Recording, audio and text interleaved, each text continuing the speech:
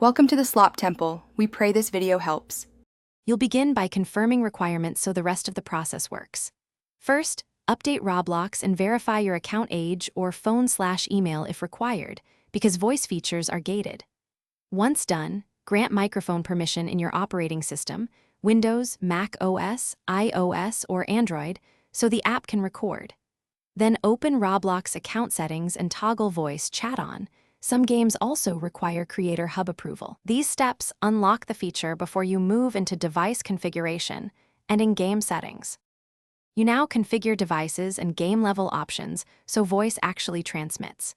In your OS sound panel, pick the microphone and speakers you'll use, then open Roblox audio settings and select those same devices to avoid mismatches.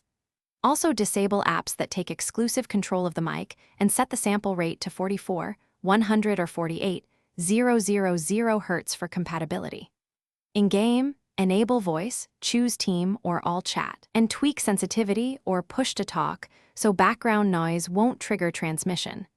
These detailed steps resolve most mid-process failures. Finish by restarting both Roblox and your device to ensure permission and device changes apply. Then join a voice-enabled game to test. If you get audio but others can't hear you, inspect your firewall or router. Strict NAT or blocked UDP ports can prevent voice packets, so allow Roblox traffic or enable UPnP.